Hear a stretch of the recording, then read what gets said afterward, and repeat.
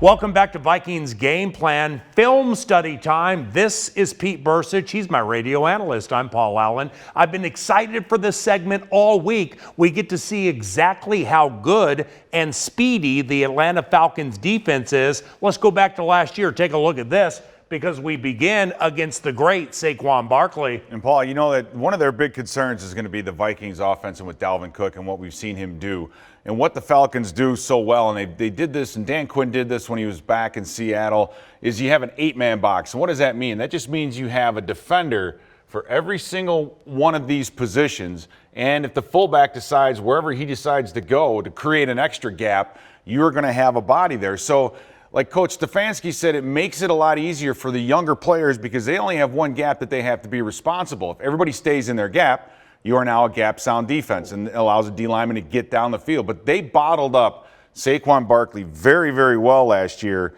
when they played the New York Giants, and that's how they did it. Barkley all by himself. You still have a huge number, but you notice what it does bring are some one-on-ones on the outside. But 7 blockers, you have enough defenders, you have 7 defenders inside the box to take care of any run that they're going to decide to do. They try to sneak a guy through, right? You know, bend guys around, do different things to make guys undisciplined. Yeah. But still, everybody hangs in there. And if a guy misses a tackle, you make him cut back to your help. Yeah. And you still get a good play. Go back a little bit. It just shows you with the guy in motion, stop. Odell Beckham Jr. in motion.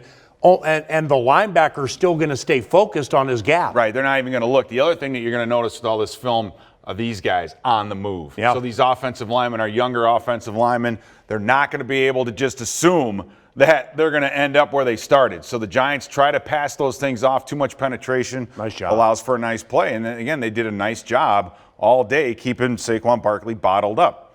So, again, a different set. You've got the back offset, a couple receivers outside. Now this time they try to pull the tackle, and what they want to do is make this linebacker readjust. They're trying to move these gaps around, trying to get guys in different spots. Well, all you got to do is read your keys, see the tackle pull, and the offense still cannot account, and that's your free hitter. So basically, it means defensively you're always going to have a free hitter inside. Now, like anything in football, like in life, it's a balance. So fast forward a couple weeks, and this is what I think the Vikings will like to do, and this is what Cleveland did. When you have all these guys in the box, what you notice is you have one-on-one, single, one-on-one, single, and the deep middle safety. He's there just in case. Angel over the shoulder. Exactly right, Paul. So Cleveland knew that. They did enough play action just to keep these underneath defenders occupied so they can't quite see what's going on. Open up some gaps on the outside. So I see with Cousins and with our running game, the zone running game and the play actions off of that, I think this could be a very, very big opportunity. And I think the Vikings are going to do a lot of the same thing. Fast forward, they bring 3 guys in, full house backfield. Atlanta's got everybody packed in. 1 defender out here, 1 defender up on top. That's all you have.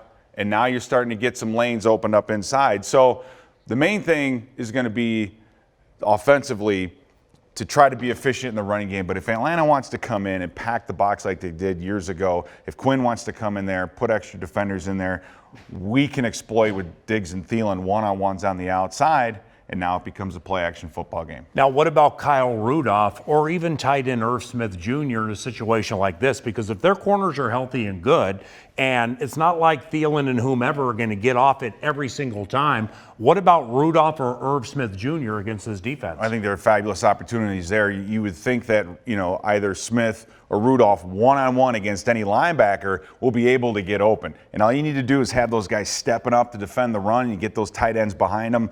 Bootlegs, those kinds of things are better done with tight ends. They're a little bit harder to read, so it might be a big tight end day.